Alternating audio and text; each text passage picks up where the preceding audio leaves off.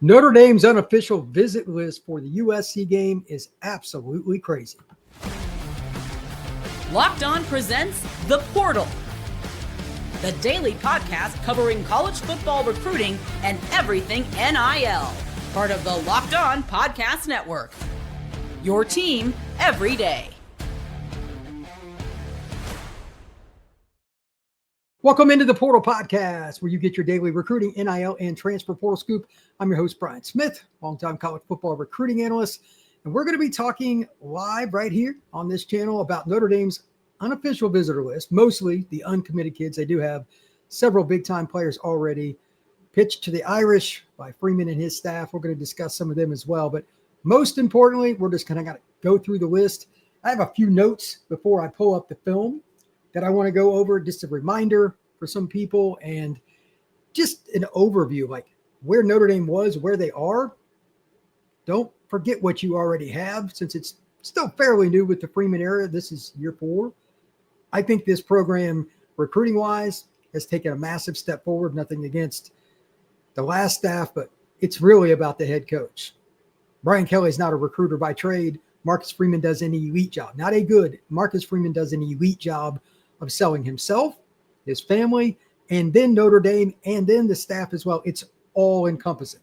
That's why Notre Dame is in this position. So with that in mind, I'm going to go over some quarterbacks here in just a minute, and I'll talk about Teddy Gerard as well, the class of 27 kid at North Cobb High School. I went and saw him last weekend, and I was with his family in the stands.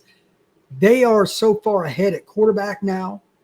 Think back to, what was it, 21 and 22 for Notre Dame, like the quarterback depth chart. That's just one barometer. Where Notre Dame was compared to where they are now is insane. And they've got this list that I'm looking at. I've got 4 guys up here on my gazillion tabs on my computer that I have open. Any of them that signed with Notre Dame, they're all class of 28 guys, would be better than any of the prospects. It's just ridiculous. They're years ahead of what Notre Dame used to be, just with the current class they were going in trying to get a senior. It's insane. So good for Notre Dame and good for Marcus Freeman, because now they're recruiting like a SEC program or Ohio State or Texas, whatever you want to say, in terms of not just getting the kids in the senior class. They're working years ahead. If you do not do that in today's world, you're done. You're absolutely done. So here in just a second, I'm going to share my screen. We're going to go through a bunch of these. You have to bear with me as I flip around on some of these, but there are a gazillion kids that Notre Dame's recruiting coming in this weekend, but I don't think there's anybody more exciting to discuss than Kemon Spell. If you don't know much about him, here's the gist of the Kemon Spell deal. He's a kid that is not only a special athlete, but Kemon, he's not the tallest guy. You could make him a strong safety right now. He could be the number 1 strong safety. But when we turn on the film, and I've got it queued up, that is a little bit different in terms of what I've seen.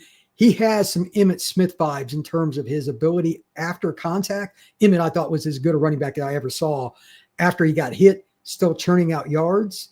Kemon is low to the ground. They're almost identical in size, and he just plays football after contact better than about anybody you're going to see. So without further ado, let's get started and just kind of watch along here.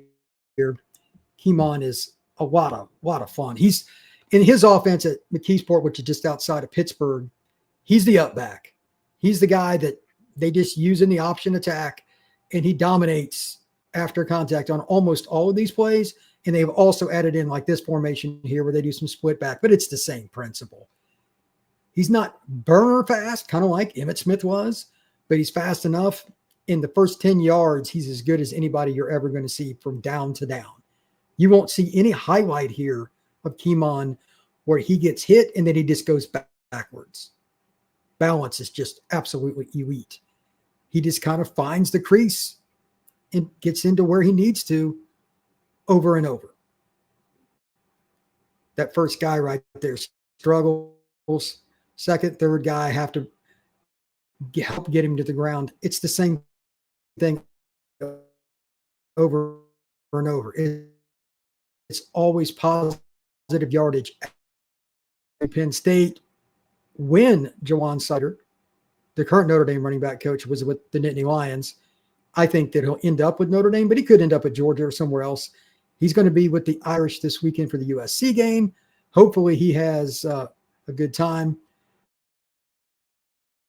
But I kind of doubt anybody won't. USC, Notre Dame's a lot of fun. The only thing about this weekend, it sounds like it's very popular with the recruits, but that's just part of football. This run right here is pretty crazy. I forgot to count how many it was, but it's like 5 or 6 guys that made contact with him before he broke out of the pile. I love the fact that he's a really cocky kid. When you're a talent like that, you need to back it up.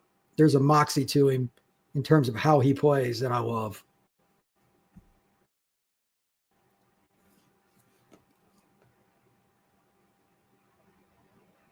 You can see he doesn't have true top end speed, but it's pretty darn fast. I think both Jadarian and Jeremiah coming out of high school were faster than him, but I don't know if they were as good at pure running backs in terms of after contact. He's playing against some pretty good players in that league, but overall, I just don't think there's anybody at the high school level who can handle much of what he does. And the scary part is Kemon's only a junior in high school right now. Keep that in mind. This is not a senior. This is a class of 2027 prospect.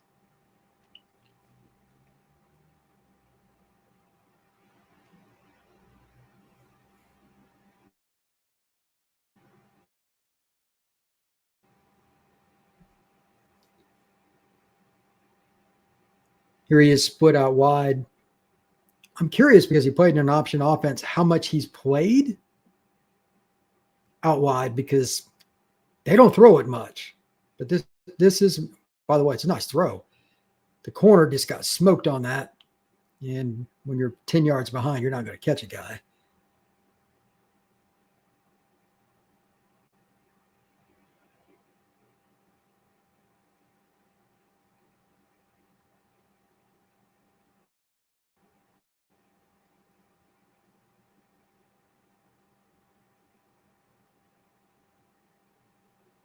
Why would you punt to this kid? That is so stupid.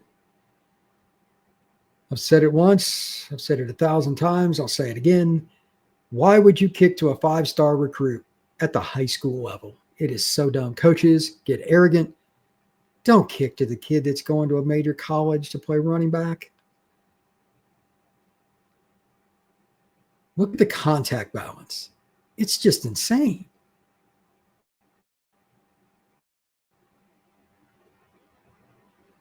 Even guys that get him around the legs, he somehow squirms out of it. It's really amazing. It really is.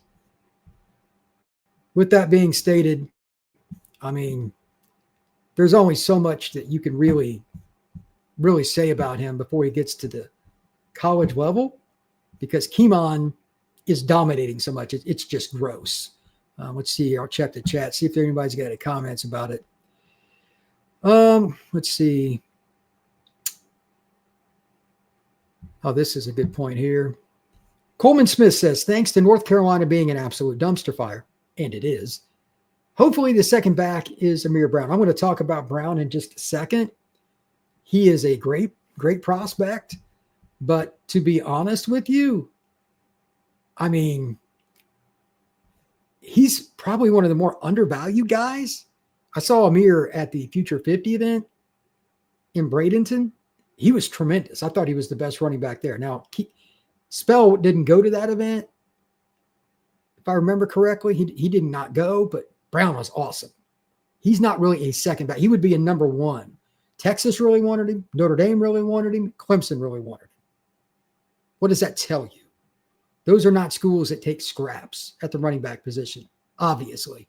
So just keep that in mind. But it's a really interesting scenario. Let's see here. Really hope he values relationship with Coach Sider over Georgia's money. Notre Dame's going to have to pay him too. Let me get this out there. Notre Dame's not going to win just on we're Notre Dame, Golden Dome, education, all that. If you're not paying, you're not getting. Those days are over. I may have missed it because I just joined. Who would you say is a comparable for him, Brian? You talking about Kemon? If you're talking about Kemon, I think it's Emmitt Smith in terms of style. I mean, there's only one Emmitt Smith, but that's the style that Kemon reminds me the most of. Love seeing him run through contact instead of avoiding it. 100%. 100%. He's got a mix of Love and Price. I don't know if those guys run quite as low to the ground. Kemon's got some incredible flexibility. Let's see. Love, yeah, I'm sure Love's making some cash. He's got to be making $1 million, I'd imagine. Let's see. It's going to be tough to pull both of them. That might be one of the reasons that Notre Dame brought both Kemon and Amir in. They're both elite backs that can pretty much pick their schools. I don't know how many backs they're going to take, but it probably would be hard to sign both, I would imagine. Emmitt Smith is high praise. I just like the running style. Very few people that are great running backs in high school put up numbers outside of you make the first guy miss and then you split the safeties because you're faster than everybody. Kemon's pretty fast, but he's not like Love in high school. It was gross. He played against competition that was solid, but it was St. Louis private school. And some of those guys, they just couldn't run with him. He said, I used to run to the outside because they couldn't catch me. Kemon's running over some guys, and he's got pretty good speed. He's more of a balanced guy. Emmitt wasn't ever 4.3. He might have been 4.5, 4.45, but who had better balance after contact than Emmitt? Anybody? Maybe Marcus Allen, you could say, possibly. Yeah, that'd be an interesting one. But still, it's pretty interesting. For those that don't know, Kemon plays in the public school league in the greater Pittsburgh area. It's pretty good, but some of the schools you go against, it's up and down. And it's like everywhere else, good players are starting to basically form all-star teams, and they transfer all to the same school because they all want to win. So it's not as balanced as it used to be. It's harder to evaluate. Derrick Henry's unique because he's so big. Like Derrick is 250, if not bigger. I don't know how you can compare him to anybody. He's the most unique running back of all time.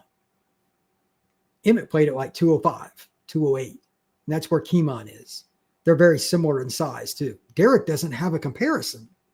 There's never been a back as big as him that played as long as he did.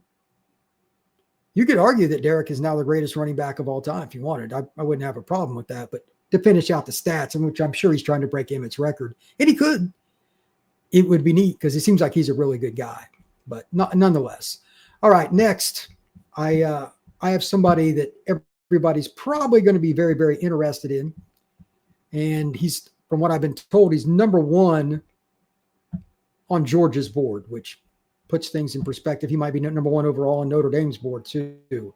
I do not know, but he is one heck of a player, and that is DJ Jacobs. His dad played at Georgia, David Jacobs. He was a defensive lineman. I think I interviewed him way back in the day. I could be wrong, but he's one heck of a player. And the way this film works, they play it a couple of times, and then they'll show it from a vertical angle. So I might occasionally skip through a little bit of this. But you can see he's got pretty good bend. That kid he's going against has no chance. For the record, DJ's playing on the north side of Atlanta. Blessed Trinity Catholic is probably the best private school. There are a handful in Atlanta right now, but it's in the conversation. But it's not like 7A. So their schedule is random. They'll play some bigger schools, some that are their size. But just to put it bluntly, DJ has always been one of the bigger kids. And I don't think that he's a guy that remotely has many challenges. He just doesn't. He's too athletic. He's too fast. And he's an intelligent player. He mixes things up. If you don't, I don't know what they're doing there on that play. Obviously, DJ is just taking off and nobody's hitting him. So some of these highlight reels are not necessarily great barometers for what would transpire. And that's why I hope DJ, I don't know if he's going to play for a 5-on-5 team. And that's the new thing. It's just they wear like the padded helmets up top. They're not true helmets. And they're just basically in football uniforms without pads. And it's just 5 guys lined up O-line, 5 D-line. You go one-on-one, 2 reps, then you go to the next set, down the line, center, guard, tackle, etc. I think it would be a lot of fun to see DJ go against guys that are 280 and above on every rep to see what he could do. But on this film, I mean, it's kind of a joke, to be honest. There's nobody that can handle DJ. And I'm being very, very, very kind. There's just not, but it is what it is. Most important thing to watch here is just how DJ bends and his overall athleticism.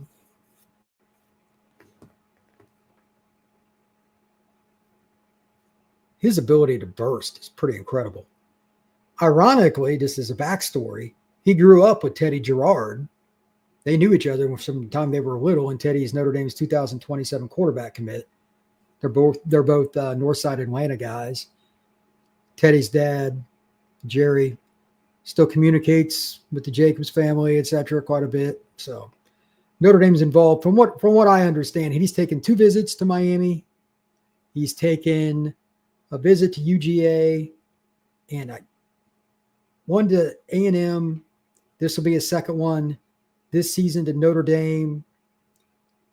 I was told Clemson's not really an option. I mean, I don't know if that's accurate, but I was surprised he hasn't visited there. Clemson does a tremendous job of recruiting the greater Atlanta area and just D linemen in general in the state of Georgia. It's grotesque, but for a ranking, I've got his numbers here. Might as well just go ahead and pull it up since I've got DJ on the screen. DJ is the consensus number 10 player from all the composite rankings. I might rank him number 1 when I do my own rankings because I look at it from an on-field and off-field perspective plus premium position. My top 5 will all be quarterback, offensive tackle. If you're a special receiver, maybe Manchin Sales, a kid from Lawrence North in Indianapolis. That's a possibility. Kids like that. So I think they're all very, very important, but we'll see. Corner is another one that you have to look at and kind of put it into perspective too. So there are a lot of really good players in the 27 class. I think it's very good, but not many that are better than DJ Jacobs. Now that I went through the top 2 guys that I think Notre Dame's really after in the 27 class that are getting a lot of hype, Manchin Sales is going to be on campus several times. I think he would be the other. We'll get to him in a little bit. I'm just going to go through quarterback. I'll do Amir Brown a little bit. Then I'll go through receiver, tight end, Jackson Dollar, etc. I've got a whole bunch of these. Then we'll talk a little bit of Notre Dame recruiting, and then at the end, I will go over just some thoughts on the Notre Dame USC game because I think that's going to be a heck of a game. The rain, unfortunately, is probably going to be a concern, but it is what it is. So this first guy that I'm going to show is a class of 28 quarterback. If I remember correctly, it's the same high school that one Jimmy Clausen went to, Oaks Christian, north side of Los Angeles, private school. He was at Notre Dame's camp. I don't know if he's a kid that is really, really interested in Notre Dame or if he doesn't know yet, but he's fairly mobile. He reminds me of Carr in his play style. He makes enough movement behind the line of scrimmage to gain a little extra time for the receivers. And he can make some of those weird throws off platform that seemingly everybody tries to make. But again, his name is Trey Towns. He's really, really talented. I like the way he uses different trajectories to get the ball over the linebackers. And he's got a pretty consistent motion. Oaks Christian's had some players over the years for sure. I don't know if there's anybody else that Notre Dame is really trying to get out of California in the quarterback ranks, but there always seems to be 1 or 2 that are possibilities. That state does such a good job with quarterbacks. It's really incredible. Has for my entire life. Of course, Notre Dame's had a few of them themselves. Berline, Clausen being a couple of them. For those of you who remember Thomas Krug, he was in the same class with Ron Paulus. Look at him dip down and throw sidearm. Doesn't seem to bother him. Everything is very, very fluid and seemingly all but effortless. Right there was a really nice play. He can change how fast his delivery is and still be accurate. That's pretty unusual for a veteran, let alone a kid. Remember this film right here? This is a kid that's only going into his sophomore year. So this is pretty impressive.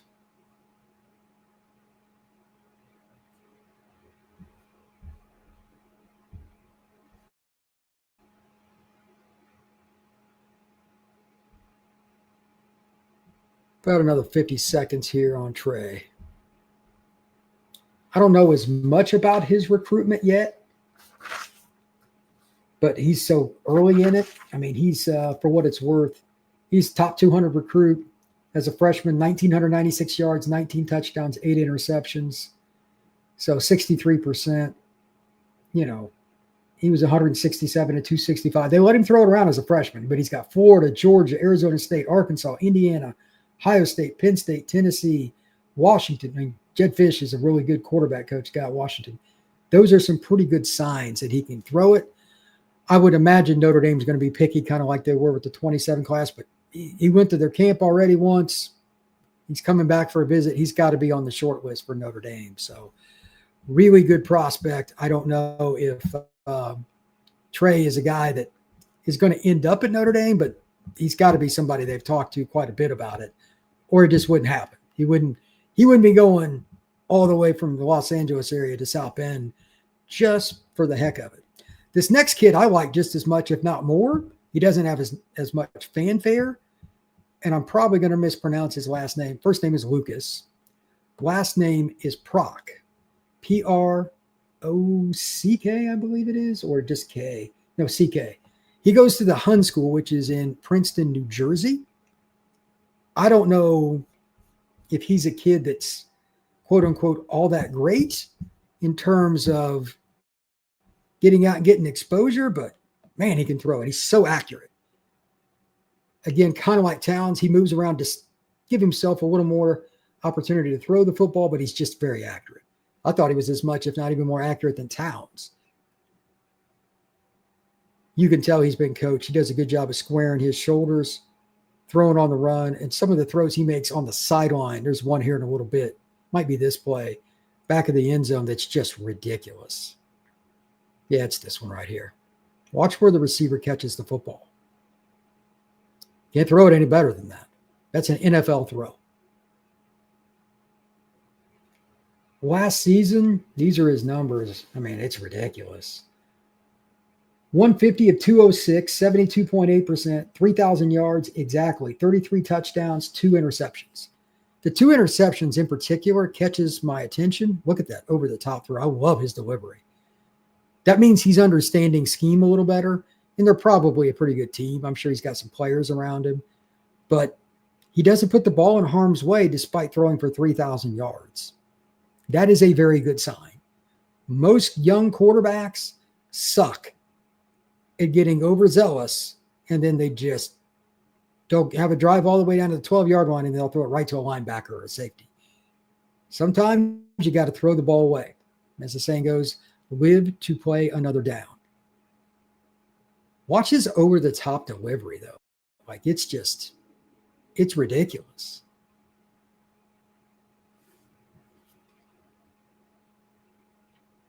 I don't know exactly what level of competition this is. I'm not as familiar with Jersey. I've never even been out there before, but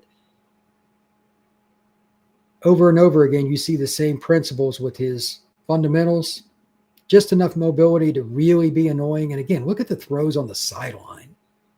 He gives his guy a chance, and it's out of harm's way. This is another class of 28 kids, so all these quarterbacks are 28, by the way.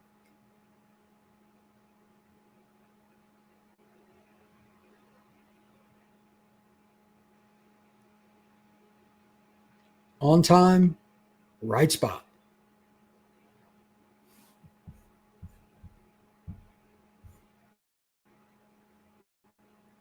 This film's 10 minutes long. I'm not going to play the whole thing. I'll give it 1 or 2 more plays here.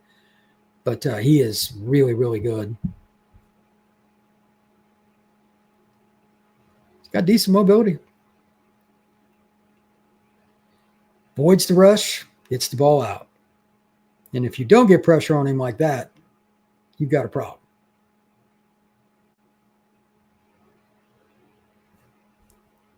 This one will be the last play for Mr. Lucas. Man, he's good. Okay. So this just gives you an idea again. As I said at the beginning, Freeman selling himself, his family, the Notre Dame program, the institution itself. You don't get this many quarterbacks on campus anywhere, let alone one that hasn't been exactly that good at quarterback without extra effort. Notre Dame's putting themselves in a good spot that they've earned. And that's, good for them, because a lot of people, quite honestly, would take it for granted. And that is not a good thing. So will they find a way, for lack of a better phrase, to get one of these kids committed early in the process? I would imagine Notre Dame will probably do it like they did last year, have kids come in again next summer. I don't know. But if you've got this many kids competing and you're winning at a high level, you've probably got more leeway.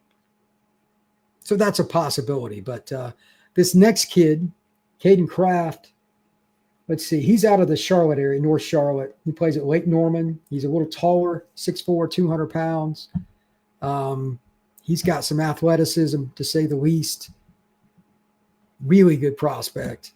I don't think you're going to find many guys that are better than him at this stage, but maybe we just saw one in Lucas. But this kid's really good too, and it kind of shows you what they're looking for, because many of these kids are very similar. They extend the play, but they're not runners primarily, at least not in my opinion. So that's a very important aspect of it. Let's see what we got here for Mr. Kraft.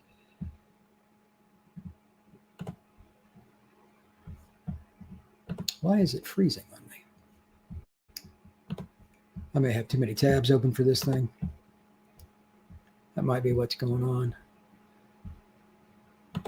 There we go.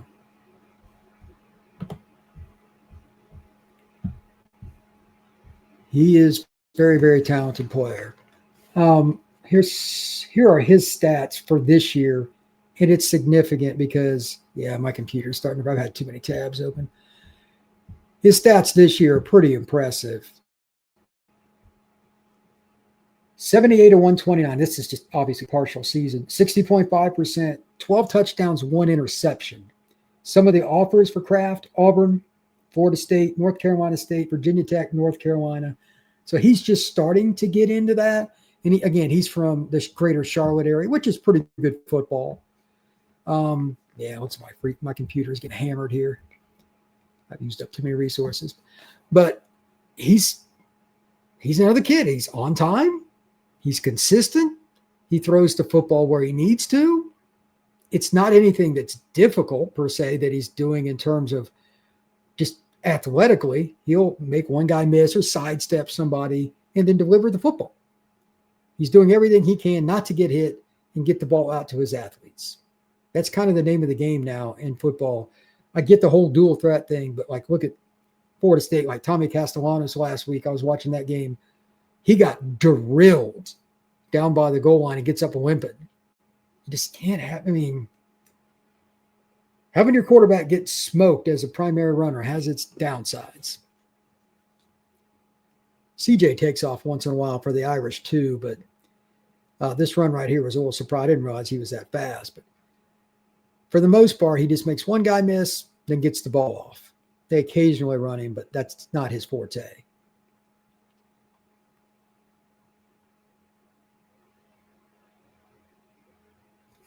One more play here, then we'll go on to the next guy.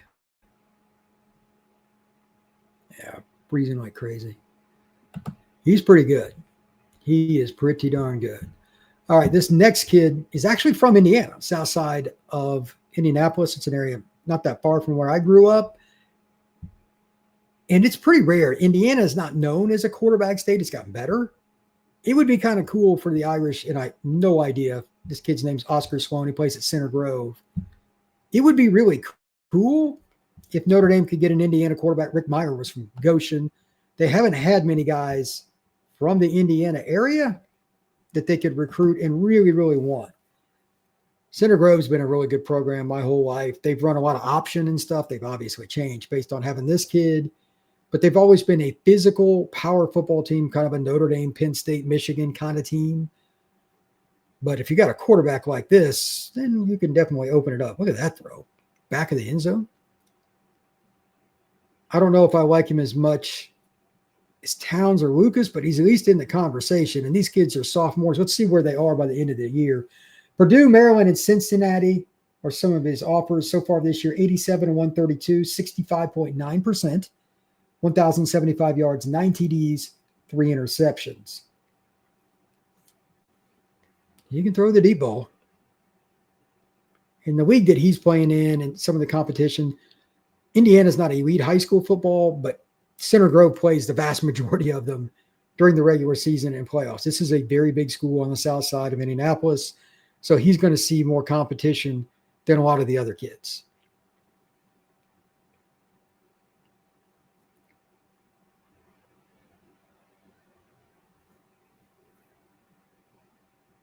This is a great angle right here. He sees an opportunity, takes it.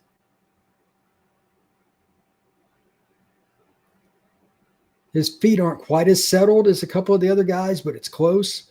And he's another guy that has a natural, over-the-top delivery. He reminds me a little bit like what you would see from Louisville and Jeff Brom. This is a Jeff Brom kind of quarterback. Nothing wrong with that.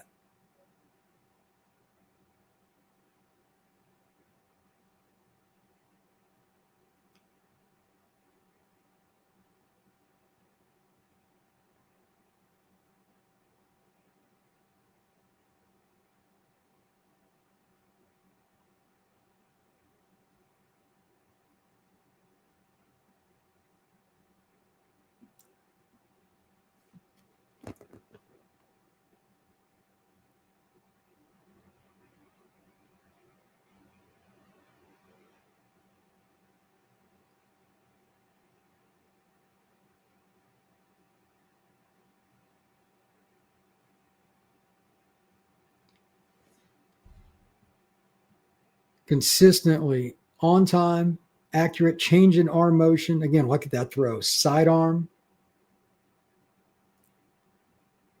Another sidearm throw right on the money. Gives this guy a chance to run after the play. Ooh, nice move. Holy cow, that kid's a pretty good player. So the 428 kids, there's another sidearm throw. The 428 kids that Notre Dame has coming in that I've got here today, and there are a couple other kids too. Like this is just an example. Oh, let's end it on that one. That's about as good as it's going to get. It's just an example of how much talent Notre Dame is now assembling at the running back position, receiver, and all that. That's important. But if you don't have quarterback, you've got no chance, man. You got no chance. You really don't. And I'm not trying to be a jerk, but look at the top, let's say top 15 teams in college football. I'm going to do Amir Brown here next. But look at the top 15 schools. You're not going to win once you get into the playoff without somebody that can beat you with passing the football. And I'm not saying that Tommy Frazier in Nebraska couldn't be successful in today's era, but Tommy would have had to have thrown a little more probably. That was a pretty special Nebraska team in 95. But still, you have to be able to hit some money shots where it's a sideline throw on 3rd and 7. You don't have to be as accurate as Ty Simpson or CJ Carr, but you at least got to be in that realm if you're going to advance. Watching the kids today, again, these are all 28 in terms of what year they graduate high school. Notre Dame's in a pretty good spot. Amir Brown is up next, and this kid is awesome to watch. I had a chance to see him live. I don't know if Amir is a guy that has any chance to get the attention he deserves being in North Carolina because there aren't a ton of scouts there, but man, he can play. So let's watch Mr. Brown a little bit here. The best attribute for him when I saw him at Future 50 back in late June, he catches the ball like a wide receiver. But he's another one of those running backs that's powerful, low to the ground, and does well after contact. He's a little bit like Kemon in that regard. This is another class of 2027 prospect.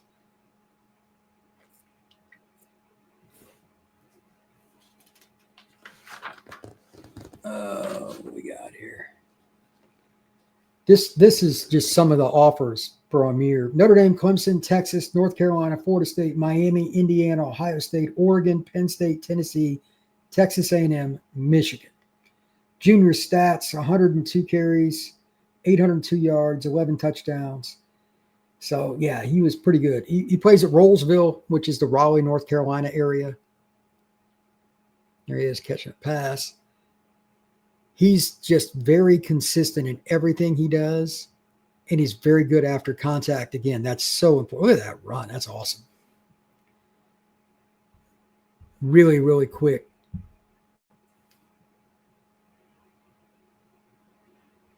Nice find by the quarterback there.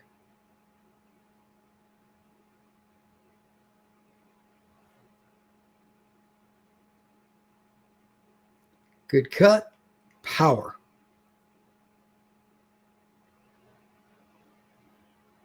His lower body, you could tell when I met him, like it was pretty easy to see he's a powerful guy. And it kind of looks like he's bored with high school, to be honest with you.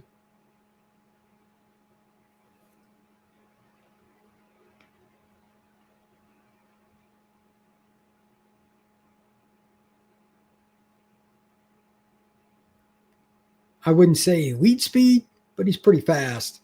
And most importantly, he finds a way to make it through the trash that first 5 yards. And then that, again, like he catches the football like a wide receiver. This is the same thing we saw at the Under Armour event, Future 50, that most of us go to every year. Oh, what power. We'll watch one more rep here, then we'll watch some Monchen Sales, the wide receiver out of Lawrence North in Indianapolis. Look at that. Pretty impressive. All right, let's watch Mr. Sales. This is arguably the top wide receiver. You know, it depends on who you want to ask. As far as big-bodied receivers in the next class, yeah, it's pretty good. Lawrence North is on the northeast side of Indianapolis, and it's always been good at basketball. Greg Oden, Eric Montross, a whole bunch of guys that come out of there. But football hasn't been their forte. They're usually just so-so at football. I imagine since he's at that school. Wait a minute. Is this Wayne? Who am I playing here? No, that's him. Yeah, that's Machin. That's against Ben Davis. He's maybe a kid that thought he was going to be a hooper. Most kids that are good athletes go to Lawrence North, play basketball.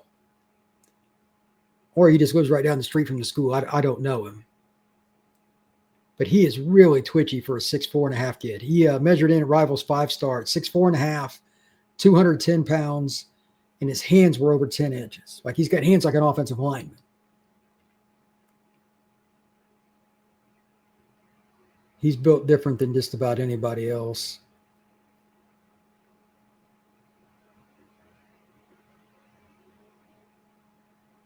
Monchen, as you might expect, like his offer list is just dumb.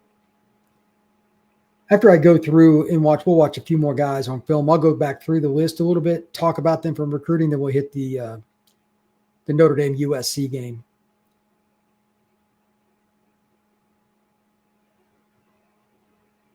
Nice adjustment by the quarterback there, giving Sales a chance. Man, he's aggressive when he goes after the ball. Look how much cushion they're giving. It's like 8 yards off the line, and he's still running by the guy.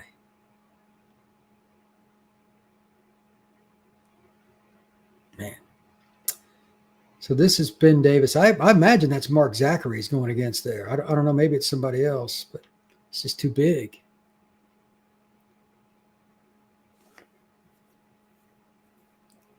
Keep in mind, he's big or bigger than most of the receivers in the NFL. And this film right here is of him in his sophomore season.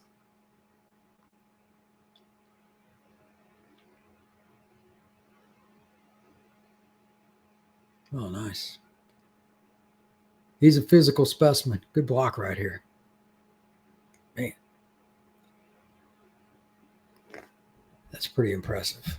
All right, that's enough to say. You get the picture. Like, that's just ridiculous.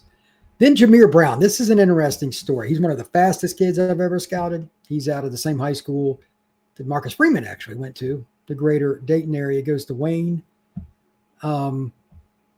I can't imagine he's going to flip, but you never know. For the record, he's got an Ohio State tattoo on his arm, so that kind of leads me to believe that he's going to Ohio State. It's even colored in red, but he is insanely fast. He runs by everybody. Once he gets in an open space situation, you're in deep trouble. It's just not that competitive.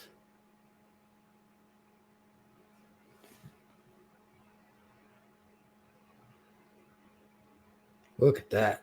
Holy cow.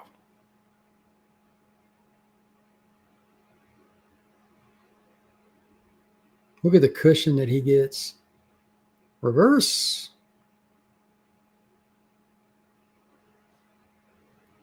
Finds the crease, and he's gone.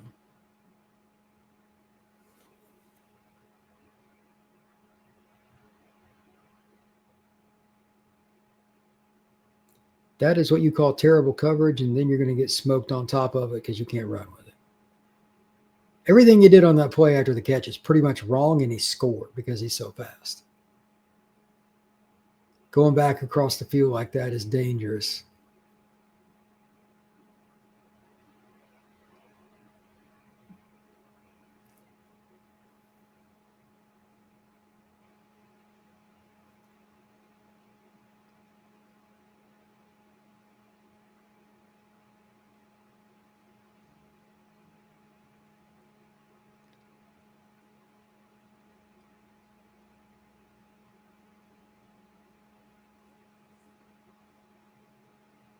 One more play here for Brown. But, I mean, this is just the ultimate flanker home run threat. It's straightforward what he's trying to do, and just guys can't run with it. They flat out cannot run with it. So it's pretty incredible what he's capable of. We'll get into some D linemen here in just a second. But the guy I'm going to show next, he's listed as a tight end. But I think he's really a receiver. He's this big, growing into that flex position. Jackson Dollar, he's a kid that's from another kid from the greater Charlotte area. I believe he's on the north side. And he's just a very agile 6'5" kid that not many teams can.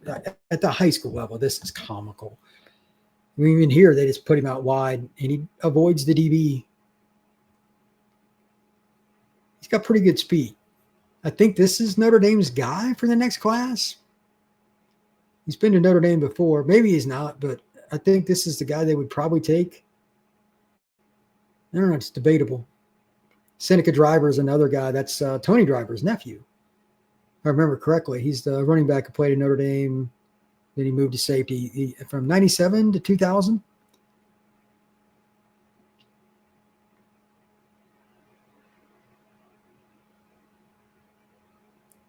This is where a guy like Dollar is just ridiculously hard.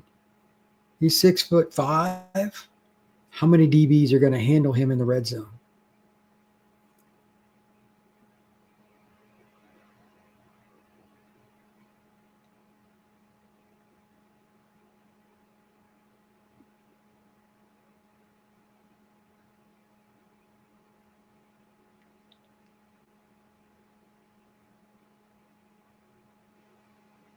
Yeah, he's too big. He's actually pretty agile after the catch. Whether or not he can be a consistent blocker and all that, I don't know. But right now, he's a receiver being labeled as a flex tight end. That's how I see Jackson Dollar.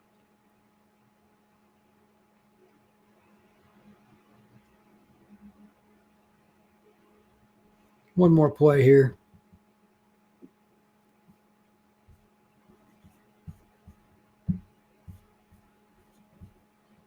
All right, that's the gist of Jackson Dollar. He's a great player. I don't know who the number 2 is for Jackson. That's debatable. But just kind of looking at the list, I mean, he's got everybody. Alabama, Georgia, Clemson, Ohio State, Tennessee, Ole Miss, Texas. Like, he's another one of those kids. Again, he's north side of Charlotte. He plays at East Lincoln in Denver, North Carolina, next to the lake. I mean, he can do whatever. The Seneca Driver kid, I wrote down his list too. It's crazy. He's a kid at Boyle County in Danville, Kentucky, 6'7", 235. He's a little bigger. But Kentucky, Louisville, Tennessee, Alabama, Auburn, Florida, Texas, Texas A&M, Michigan, Ohio State, Notre Dame. Like, his list is grotesque too. So they're in a good spot. There's a couple other guys. They're in on like 4 or 5 tight ends if they're in the top 3. You can do pretty much whatever you want at that point. Just for fun, I already showed DJ Jacobs. There's another kid that I want to talk about. Darian Prescott. Let me see if I can find his film real quick. This is make sure I spell his name right. He is just shot out of a cannon. I may have to find it via Google, but just absolutely crazy athletic. And he's another kid that's class of 28. I don't know how kids are this athletic and this tall so quickly, but good grief. Have to watch the stupid ad here, but really good prospect. Really, really good prospect.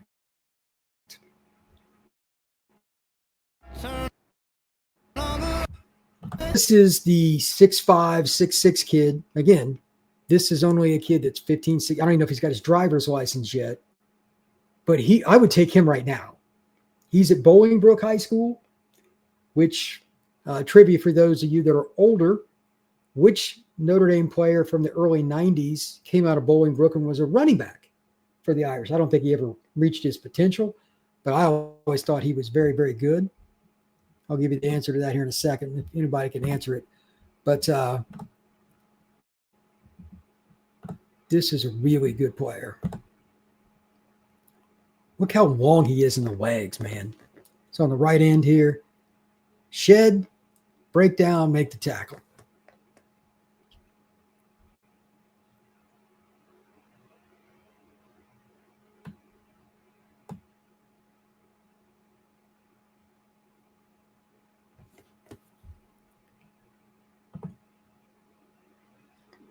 Mr. Smith saying, yeah, I agree. I don't think that Jameer is going to flip, but that's who you were talking about. But nonetheless, he's a heck of a player.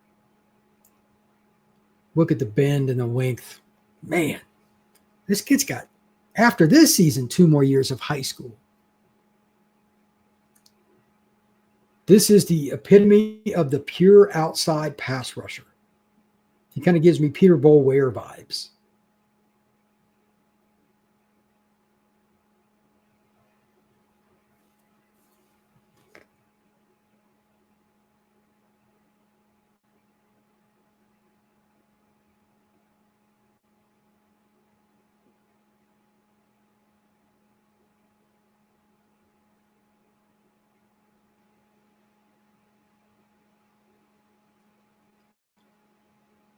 To be honest, I don't think there's much I would do with Darion other than just let him rush. I mean, I know some guys will go fire zone and you put your pass rusher into the flat every now and then, but I would rush the passer with him and just let it be what it is. Sometimes don't make it too complex. He's as good a pass rusher as there is in the country for the next couple of years, like right now. Look at the change of direction.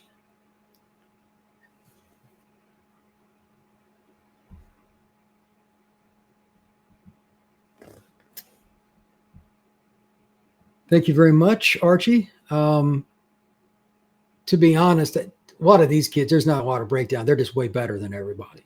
And that's what it comes down to, by the way. But the film speaks for itself on this kid. Again, he's class of 28. He's got 2 more years of high school after this year. Can you imagine telling your kid, have fun tonight, and then you realize that kid's lining up in front of you. Yeah, good luck. That's one of his worst plays. A kid got you 3 yards. It's still a defensive stop. It's crazy.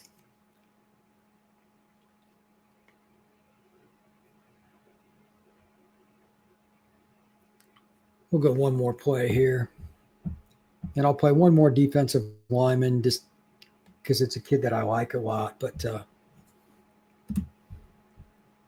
let me see if I can find Marcus Bakatu real quick.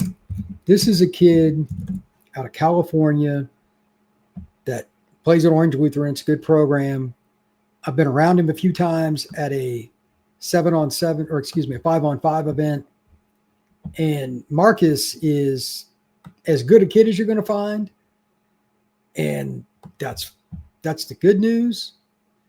But like the length and everything, he's listed it on like 24/7 at 6'6". He is not. He's 6'7.5". He even told me this past spring, if he gets much taller, he's probably gonna have to move the offensive line. But he was 6'7.5" in March and like 265 pounds, something like that. That was January. So it's been better part of a year. I would imagine he's got a chance to end up at offensive tackle, but it's whatever. And this is a top 5 prospect. Whether he ends up at strong side end, playing a little D tackle too, or moving to offensive tackle.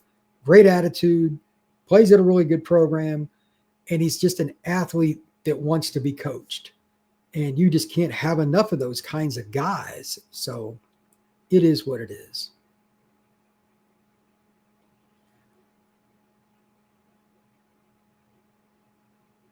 Really long. He's got some width to him. I could see him being a strong side end in the NFL, like 290. That rare guy that can actually hold that weight. This is against Mater Dei, by the way, and I'm sure they got slaughtered. Mater Dei is one of the top 3 or 4 teams in the country. So on this play, he is the down end on the top side.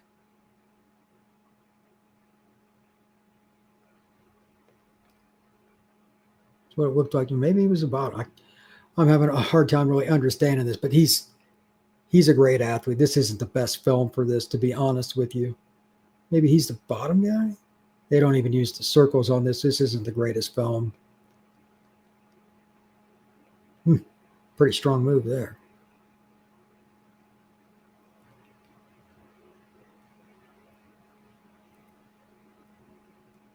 The Trinity League is insanely good. They're such good coach. Okay, this isn't the greatest film, but anyway, you get the gist.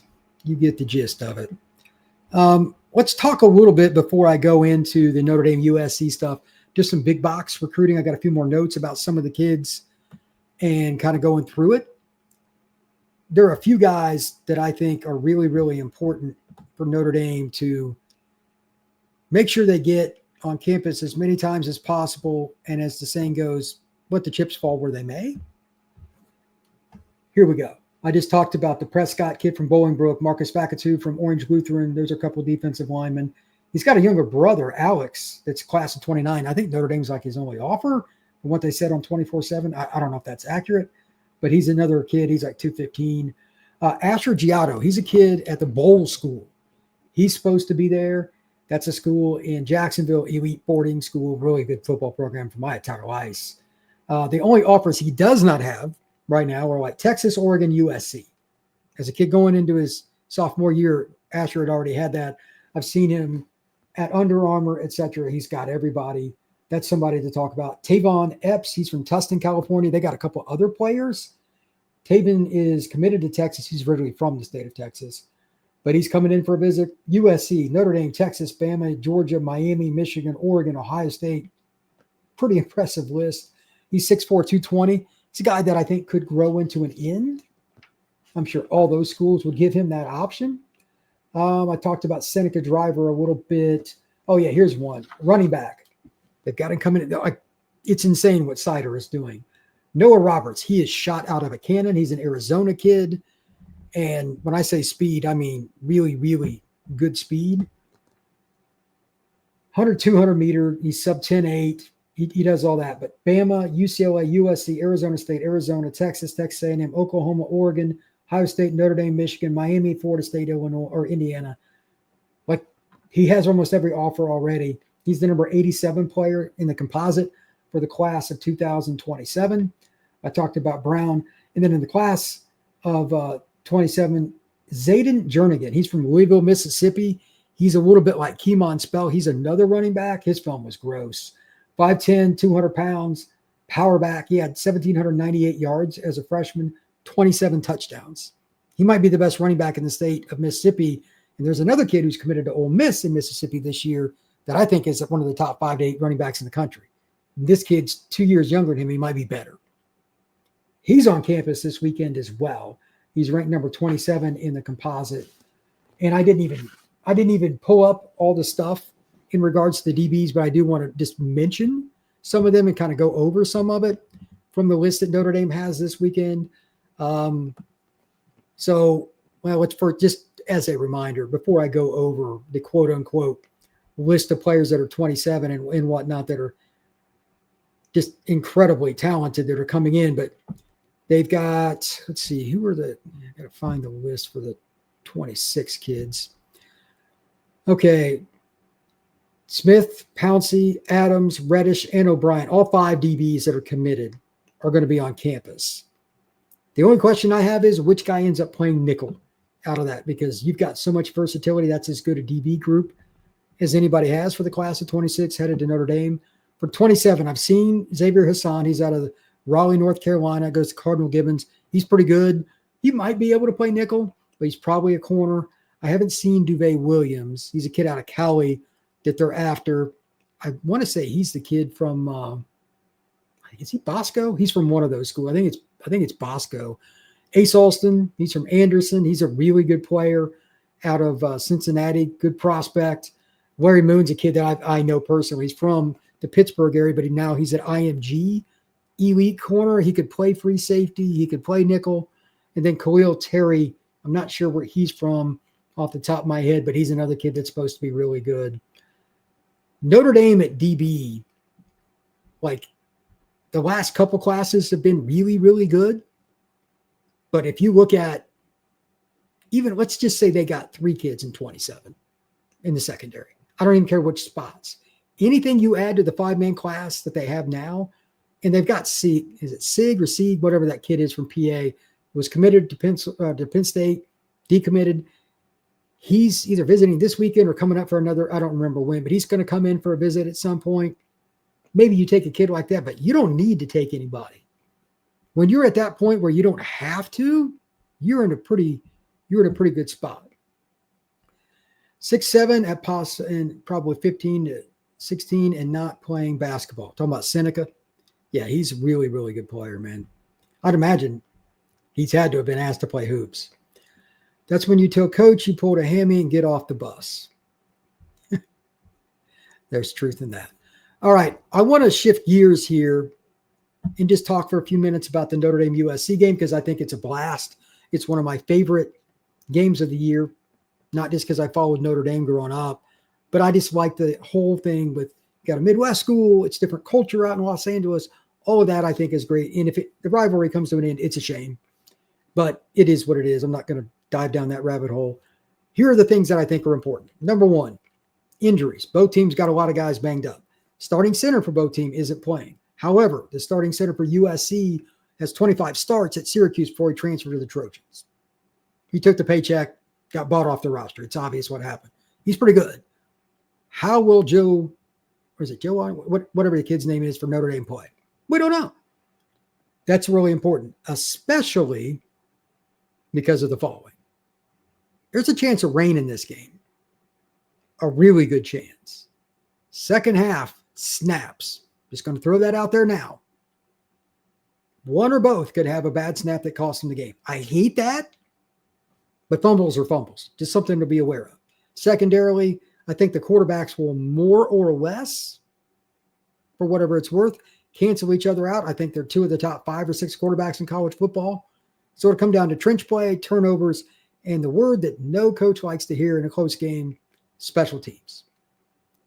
Again, if it's a wet ball and it's raining, who's the punt returner that misses?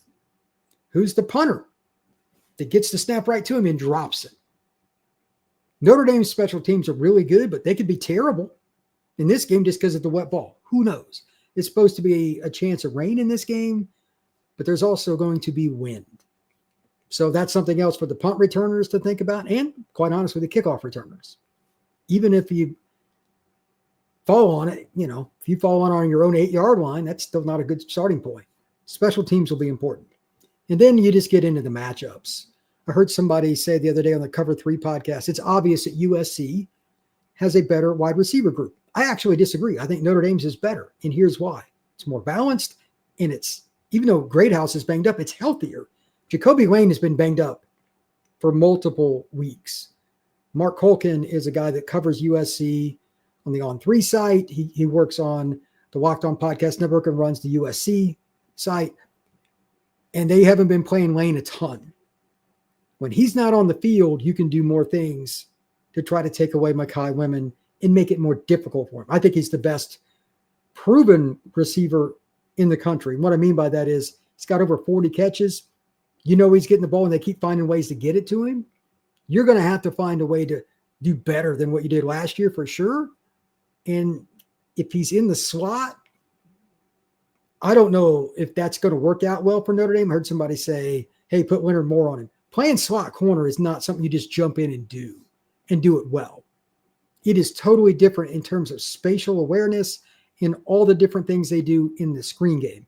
And there may not be a better screen coach in the country than Lincoln Riley. So they better think real hard about putting Leonard Moore on him unless they're going to give him some help, which sounds weird, but Leonard Moore outside is not Leonard Moore inside until proven otherwise. Highly doubt he's going to be as effective, and that's Mekhi's primary spot. That's something to watch. How does Notre Dame play that? And because of the unfortunate injury to Gabriel Rubio, number 97 for the Irish, are they going to blitz a little more? He's definitively their best defensive tackle. It's not a great group. They got a lot of solid to good players. But Rubio was the one that could shed a block, shed a double team, and make a play at the line of scrimmage. Him not playing is a major blow to Notre Dame. And USC, I know, again, their center is out, but the guy that's going to be in there started for 25 games for the Cuse. They should be in a pretty good spot. They lost a couple running backs, but the kid, whatever his King something for USC last week, that kid's good. I watched a little bit of the Michigan game. I'm like, this kid can run. Good cutback, good speed, got vision. Notre Dame screws around up front. They'll give up 150 plus yards and lose. No doubt about it. So the run gap fits for Notre Dame, I'm curious about. On the other side, USC is very aggressive. They got the freshman that's the early enrollee from New Orleans who's very talented. But more importantly, they've got a little depth and they got some size. They got like Keyshawn Silver. They got transferred in. He was at Kentucky, I believe. They're going to be a difficult team to deal with. No doubt about it. Can Notre Dame run inside? Because their offensive line has underachieved. There's been a lot of consternation about Notre Dame's offensive line coach. I think it's warranted. They're not getting much push considering the guys behind them and how much talent the O-line has. They're not. I'm curious to see how well they do, especially in the first half. Again, there's expected to be rain. It might be more likely, this changes all the time in South Bend, I know, that it's second half rain. You need to score in the first half. If USC figures you out in the first half and then it starts pouring rain, either team that gets behind could be in trouble if the rain comes later in the game. First possession of the game for each team will be vital. And final point, this is the obvious one. Who just makes a special play? Is it Lemon? Is it Jadarian Price? Is it Eli Raridan? Whatever. That special catch and or run that defines the game because they win in a one-on-one circumstance.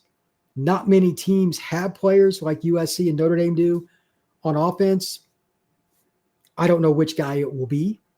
And it could just be a 7-yard game, but they made 3 guys miss on a tunnel screen and should have been tackled for a 2-yard loss.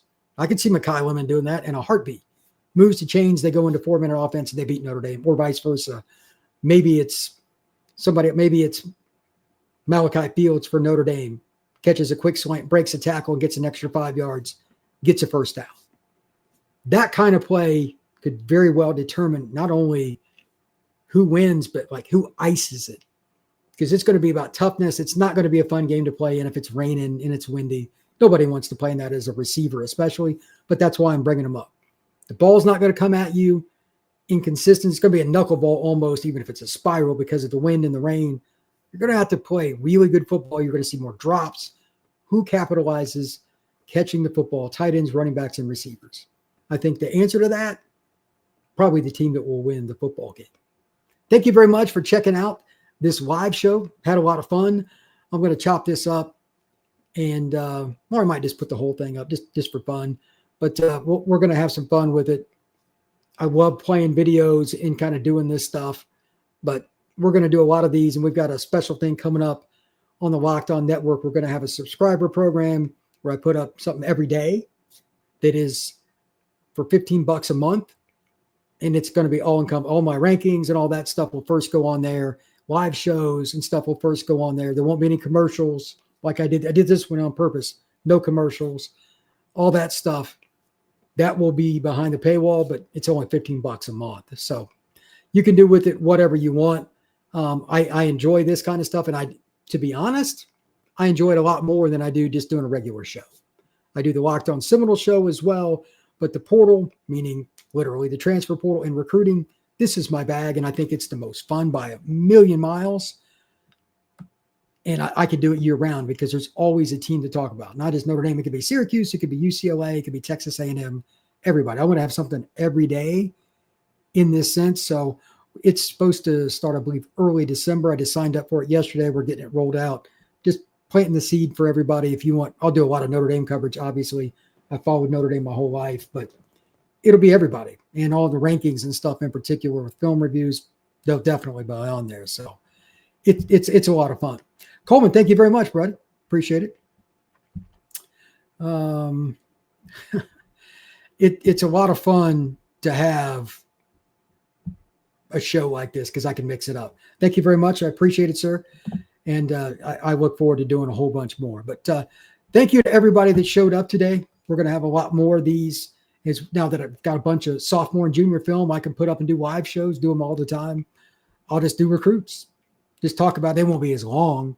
I did like Notre Dame's visit list. I didn't even do half of them, I think, today on the video, but it's a tremendous list of players that they have coming in. So Notre Dame has a chance to really make a big move this weekend. We'll see what happens. But thank you once again.